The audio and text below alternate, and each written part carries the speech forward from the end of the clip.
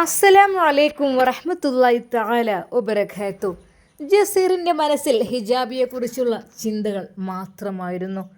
ഹിജാബി വരും, അതെ, അവൾ വരാതിരിക്കില്ല.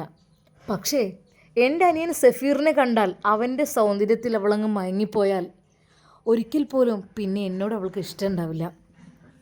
ഇനിയിപ്പോൾ എന്താ ചെയ്യുക?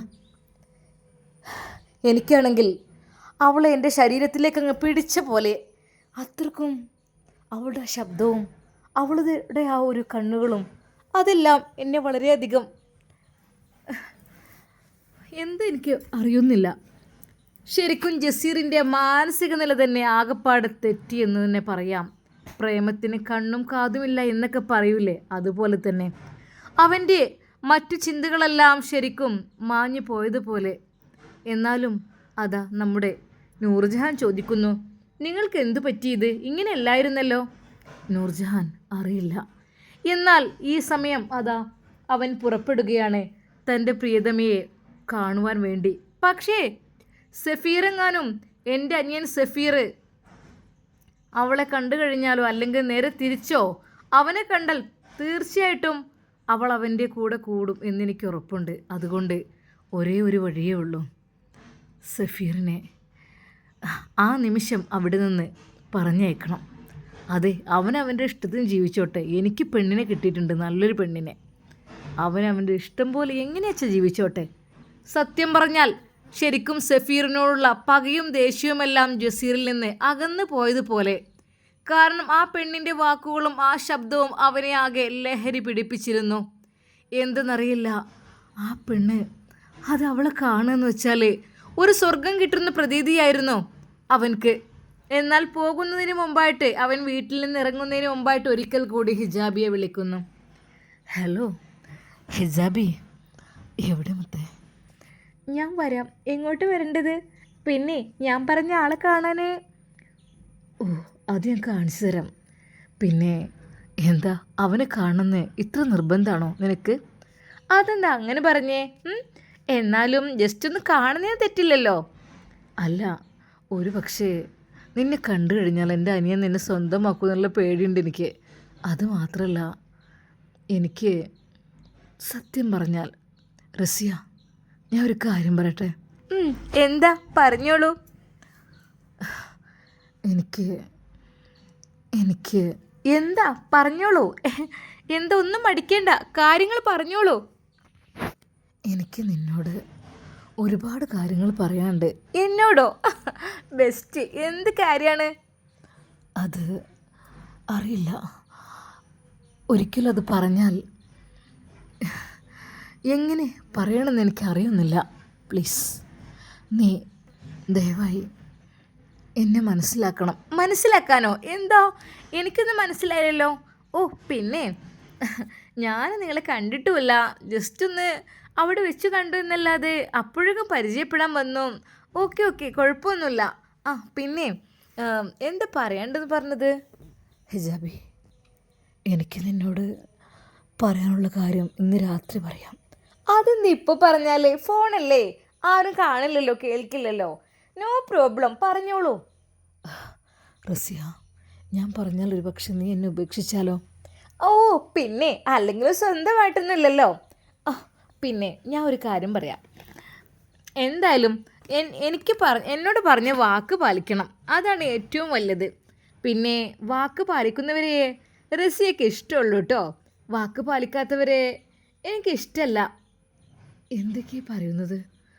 എൻ്റെ പൊന്നിന് വേണ്ടി എന്തിനു വേണ്ടിയിട്ടും ഞാൻ തയ്യാറാണ്. ഏത് വാക്ക് പാലിക്കാനും ഞാൻ തയ്യാറാ പൊന്നെ. എന്നോടൊരു വാക്ക് നീ പറയുകയാണെങ്കിൽ തീർച്ചയായും. ഓ, അങ്ങനെയാണെങ്കിൽ ഞാൻ പറഞ്ഞ എൻ്റെ ഇന്നലത്തെ ആഗ്രഹം സാധിപ്പിച്ചു തരുമോ? ഓ, അത് ശരിക്കും അത് വല്ലാത്തൊരു അസ്വസ്ഥത പടർത്തി അവനിൽ. എന്നാൽ സഫീറിനെ വിട്ടയച്ചാൽ മതിയായിരുന്നു അവന് ഇഷ്ടമുള്ളിടത്തേക്ക്. ഇപ്പോൾ ഇവളിതിപ്പോൾ അവനെ തേടി നടക്കുന്ന പോലെയാണല്ലോ. എന്താ ഒന്നും മിണ്ടാത്തത്? അല്ല, ഞാൻ അവനെ കാണിച്ചു തന്നാൽ നിനക്ക് എന്നോടുള്ള പഴയ ഇഷ്ടം കുറയുമോ എന്ന് ഞാൻ ഭയപ്പെടുന്നു റസിയ. നോ പ്രോബ്ലം, ഞാൻ അത്തരക്കാരിയല്ല. പക്ഷേ വാക്ക് പാലിക്കുക എന്നുള്ളത് എൻ്റെ പ്രിയപ്പെട്ടവൻ്റെ ബാധ്യതയല്ലേ? വിശ്വസി വിശ്വസിക്കണമെങ്കിൽ അങ്ങനെയൊക്കെ പറഞ്ഞ് വാക്ക് പാലിക്കണം. വിശ്വസിച്ചവരെ വഞ്ചിക്കാൻ പാടില്ലല്ലോ. അങ്ങനെയാണെങ്കിൽ ഞാൻ മനസ്സിലാക്കും എൻ്റെ പ്രിയപ്പെട്ട ജസീർ എനിക്ക് നല്ല വാക്കാണ് തന്നതെന്ന്. ഞാൻ നിങ്ങളെക്കുറിച്ച് ഒരുപാട് ആലോചിക്കും. പക്ഷേ എനിക്കൊരു പിടുത്തം കിട്ടുന്നില്ല. എന്നാൽ ഈ ഒരു കാര്യം നിങ്ങൾ സക്സസ് ആക്കണമെങ്കിൽ തീർച്ചയായും എനിക്ക് ഞാൻ പറഞ്ഞ വാക്ക് പാലിച്ചു എന്ന് ഞാൻ പറയും. അതല്ല, എന്താണ് അവനവിടെ ജോബ് വല്ലതുമാണോ? അല്ല, ജോബൊന്നുമല്ല, അവന് ഫ്രീ ആണ്. അവനെ നോക്കാൻ 2 ആൾക്കാരുണ്ട്. ഓ, അതെന്താ അങ്ങനെ? അതൊക്കെയുണ്ട്. ഓക്കെ ഓക്കെ, എന്ന് ശരി, ബായ്. അല്ല, ഞാൻ പുറപ്പെട്ടു കഴിഞ്ഞു. ഞാൻ എന്താ വേണ്ടത്? നീ പറ്റുമെങ്കിൽ ഞാൻ അങ്ങോട്ട് വരാം, ആ ബസ് സ്റ്റോപ്പിനടുത്തേക്ക്. നീ എങ്ങനെയാണ് വരുന്നത്? കാറോ? അല്ല, അതെൻ്റെ കാറൊന്നുമല്ലേ. അത് എൻ്റെ ബ്രദറിൻ്റെ കാറെടുത്ത് വന്നായിരുന്നു. ആ ഓക്കെ, ഞാൻ പറയുന്നത് നീ ആ ബസ് സ്റ്റോപ്പിനടുത്തേക്ക് വന്നു കഴിഞ്ഞാൽ ഞാൻ നിന്നെ പിക്ക് ചെയ്യും. നീ പെട്ടെന്നതിൽ കയറണം. ഓക്കെ, കയറിക്കഴിഞ്ഞാൽ ഞാൻ പറയുന്ന ഞാൻ കറക്റ്റ് സ്ഥലത്തേക്ക് നിന്നെ കൊണ്ടുപോകും. ഓക്കെ, പിന്നെ കൂടുതലായൊന്നും അവനോട് ചോദിക്കും പറയുന്നത് ചെയ്യരുത്. അവന് സംശയം കൂടാൻ ചാൻസ് ഉണ്ട്, അതായത് എന്നെയും നിന്നെയും കാണുമ്പോഴേ. Okay okay, thank you. അല്ല, എപ്പോഴും ടൈം? ഞാൻ കുറച്ചുകൂടെ ഒരു ഈവനിങ് പോരെ? ആ, എന്നാൽ പിന്നെ അങ്ങനെ ചെയ്യാം. അറിയാത്ത പോലെ നൂർജഹാൻ അവനോട് സംസാരിച്ചു. ജസീർ പുറത്തുനിന്ന് അകത്തേക്ക് വന്നു. അവൻ്റെ മുഖത്ത് വല്ലാത്തൊരു പുഞ്ചിരി. ശരിക്കും നൂർജഹാൻ അത് ശ്രദ്ധിച്ചു. ഓഹ്, ഏറ്റു, എൻ്റെ ഐഡിയകളൊക്കെ ഏറ്റു. ഇനി സക്സസ് ആവണം. സഫീറിനെ ഏത് നിമിഷവും കണ്ടുപിടിക്കണം. അത് മാത്രമാണ് ഇനിയുള്ളത്. എന്നാൽ അവൾ ജസീറിനെ വല്ലാതെ മൈൻഡ് ചെയ്തില്ല. ശരിക്കും അവൻ്റെ മുഖത്തുള്ള ആ ഒരു നാണവും കള്ളച്ചിരിയുമൊക്കെ കണ്ട് ഉമ്മ ചോദിക്കുന്നു, അല്ല ജസീറേ, ഇപ്പം 2 ദിവസമായിട്ട് ചുറ്റിപ്പറ്റി ഇവിടൊക്കെ തന്നെ കൂടുകയാണല്ലോ. മറ്റേ റിസോർട്ട് കാര്യങ്ങൾ അങ്ങനെ ഇങ്ങനെയൊക്കെ പറഞ്ഞ് പോരണ്ടല്ലോ, ഇപ്പം എന്താ ഒന്നും പോകാത്ത? ഉമ്മ, അത് പെണ്ണ് കെട്ടിയതിന് ശേഷം കുറേ മാറ്റങ്ങൾ വന്നിട്ടുണ്ട്. എന്തായാലും അതേതായാലും നന്നായി. നൂർജഹാൻ, എന്തേക്കാ എന്താ നിങ്ങളുടെ മുഖത്തൊരു വല്ലായ്മ? ഒന്നുമില്ല നൂർജഹാൻ. സത്യം പറഞ്ഞാൽ അവൻക്ക് എന്തൊക്കെയോ പറയണമെന്നുണ്ട്. പക്ഷെ ഇതെങ്ങാനും പറഞ്ഞാൽ നൂർജഹാൻ ദേഷ്യപ്പെടും എന്നുള്ള കാര്യം അവൻക്കറിയാം. എങ്കിലും അവൻ്റെ മുഖത്ത് നോക്കി നൂർജഹാൻ ചോദിച്ചു, അല്ലിക്ക, എന്തു പറ്റി? എന്തപ്പോ സ്വഭാവത്തിലൊക്കെ നല്ല മാറ്റം വന്നിട്ടുണ്ടല്ലോ. ആ പഴയ ദേഷ്യവും കാര്യങ്ങളും വാശിയൊക്കെ എവിടെ പോയി? അറിയില്ല, എനിക്കറിയില്ല. എന്താ, ശരിക്കൊരു കള്ളക്കാമുകൻ്റെ സംസാരം പോലെയൊക്കെ തോന്നുന്നു. ഒരു നിമിഷം അവൻ ഞെട്ടി. നൂർജഹാൻ, നീ എന്തൊക്കെയാ പറയുന്നത്? അല്ലേ, വളരെയധികം റൊമാൻറ്റിക് ആയിട്ടൊരു നോട്ടവും നടത്തവും ചിരിയും ഒക്കെ കൂടി കാണുമ്പോഴേ എനിക്ക് എന്തൊക്കെയോ തോന്നും. സത്യം പറഞ്ഞാൽ എൻ്റെ പ്രിയപ്പെട്ട ജസീർ, ഞാൻ ജീവിതത്തിലേക്ക് കടന്നു വന്നപ്പോൾ ആകെ മാറി എന്നത് വളരെയധികം ശരിയാണോ? അതെ നൂർജഹാൻ, ചില ആളുകൾ നമ്മുടെ ജീവിതത്തിലേക്ക് കടന്നു വരുമ്പോൾ നമ്മുടെ ജീവിതം പറ്റിയങ്ങ് മാറി മറിയും. ഓ, എന്നാലും ജസീറിനെ കുറിച്ച് ഒരുപാട് പരാതികൾ എനിക്കുണ്ട്. ആ പരാതികളൊക്കെ നികത്താൻ ഒരിക്കലും ആവില്ലല്ലോ. ഞാൻ പറയട്ടെ, എന്തിനു വേണ്ടിയിട്ടാണ് വെറുതെ എല്ലാവരും ഉപദ്രവിക്കുന്നത്? ഉപദ്രവിക്കേ? ആരെയാണ് ഉപദ്രവിക്കാൻ ബാക്കി? നിങ്ങളുടെ ആദ്യ ഭാര്യ, 2ാം ഭാര്യ, ഞാൻ 3ാം ഭാര്യ അല്ലേ? ആദ്യ ഭാര്യ എന്ന് പറഞ്ഞാൽ ഒരു നിമിഷം നൂർജഹാൻ്റെ മുഖത്തേക്ക് നോക്കി അവൻ. നൂർജഹാൻ, അതെന്നെ ഓർമ്മിപ്പിക്കരുത്. അത് ഓർമ്മിപ്പിച്ചാലാണ് എനിക്കാകെ വയലൻ്റ് ആകുക, എൻ്റെ സ്ഥിതിഗതികളാകെ വഷളാകുക. ദയവായി പ്ലീസ് അതിനെക്കുറിച്ച് പറയരുത്. അത് ഞാൻ ശരിയാണ്. എന്താ, പറയൂ, അതിൻ്റെ ചരിത്രം ഒന്ന് പറഞ്ഞു തരുമോ? അതിൻ്റെ ചരിത്രം, അന്നെനിക്ക് ഈ സ്വഭാവമല്ലായിരുന്നു. എനിക്ക് ഒത്തിരി ഇഷ്ടമായിരുന്നു ഓളെ, അതെ, എൻ്റെ ആയിഷയെ. പക്ഷേ ആയിഷ സമ്മതിച്ചില്ല. എൻ്റെ ഉമ്മ സമ്മതിച്ചില്ല. ഞാൻ അവളോട് പറഞ്ഞതായിരുന്നു, ശരിയാണ്, വിവാഹം കഴിക്കുന്നതിന് മുമ്പ് ഗർഭിണിയായി. അതെ, അപ്പോഴത്തെ സിറ്റുവേഷൻ, സാഹചര്യം അങ്ങനെ ആയതുകൊണ്ട് എങ്കിലും ഞാൻ അവൾക്ക് വാക്ക് കൊടുത്തിരുന്നു, നിന്നെ ഞാൻ തന്നെ വിവാഹം കഴിക്കുന്നു. പക്ഷേ അവൾ ഗർഭിണിയായി. എന്നാൽ ആ രാത്രിയിൽ അവരെ ഇറക്കി വിട്ടു, എങ്ങോട്ടെന്നില്ലാതെ. ഒരിക്കലും ഈ വീട്ടിലേക്ക് വരരുതെന്ന് പറഞ്ഞിട്ട് ഞാൻ ഒരുപാട് കരഞ്ഞു നിലവിളിച്ചു. ഉമ്മ, നിങ്ങൾ സത്യം പറയണം, അവരെവിടെയാണ്? ഞാനോട് ഒരുപാട് അലഞ്ഞു നടന്നു. ഇല്ല, ഉമ്മ സമ്മതിച്ചില്ല. എനിക്ക് ദേഷ്യവും വാശിയും എൻ്റെ ശരീരത്തിലേക്ക് ഇരച്ചു കയറി. അന്നു മുതൽ എനിക്ക് പകയായി എല്ലാത്തിനോടും. ഈ വീട്ടിൽ നിന്ന് എന്നെ വിവാഹം കഴിപ്പിക്കുകയാണെങ്കിൽ അതെ, അവൾ എൻ്റെ ബെഡിൽ ഞാൻ കിടത്തില്ല, അവളോട് ഞാൻ സഹകരിക്കില്ല. അങ്ങനെ പിന്നെ നിന്നെ വിവാഹം കഴിക്കാൻ നിന്നപ്പോഴും എനിക്ക് വാശിയുണ്ടായിരുന്നു. അത് നിന്നെ വേദനിപ്പിക്കുവാൻ വേണ്ടിയിട്ട് മറ്റൊരു പെണ്ണിൻ്റെ മുമ്പിൽ അതെ ഞാൻ ബന്ധത്തിൽ ഏർപ്പെടണം, അത് നീ കാണണം, അങ്ങനെ നീ ഇടങ്ങാറാകണം. അങ്ങനെ 3 4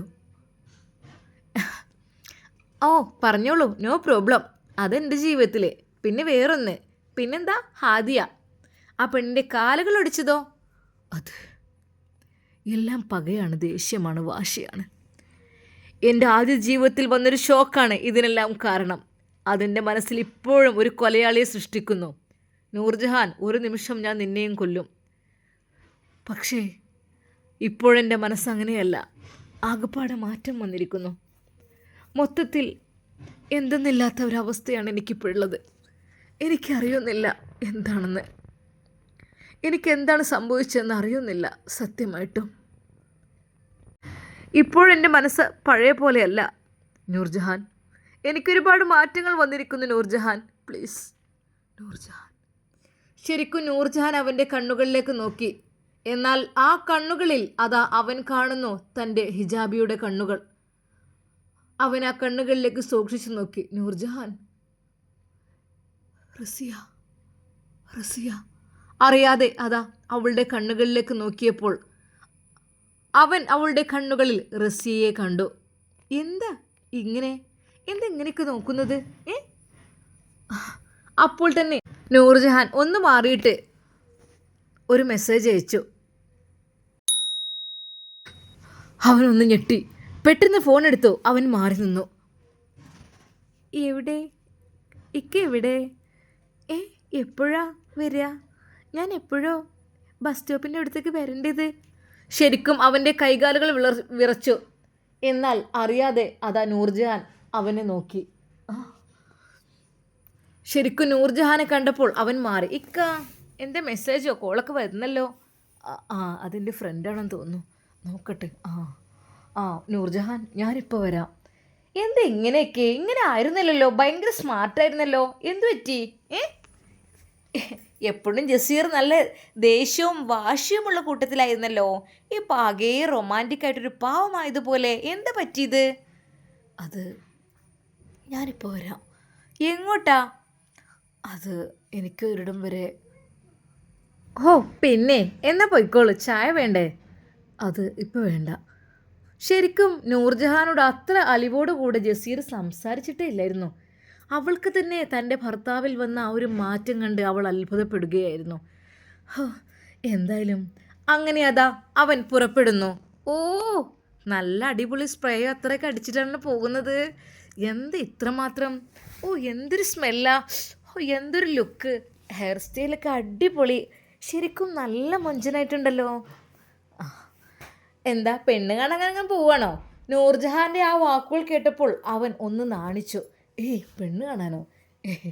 അങ്ങനെയൊന്നല്ല. എന്നാൽ ഉമ്മ ഇത് ശ്രദ്ധിക്കുന്നുണ്ടായിരുന്നു. ജസീറിൽ എന്തൊക്കെയോ ഒരു മാറ്റം വന്നിട്ടുണ്ട്. അങ്ങനെ അതാ ജസീർ കാറെടുത്ത് പോയി.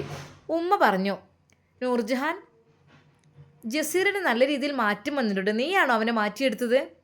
എൻ്റെ പൊന്നു അമ്മായി, ഞാനൊന്നുമല്ലേ. പിന്നെന്താ, അവനെന്തോ എനിക്കൊരു അവൻ്റെ വീറും വാശിയൊക്കെ ഇപ്പോൾ എവിടെ പോയി?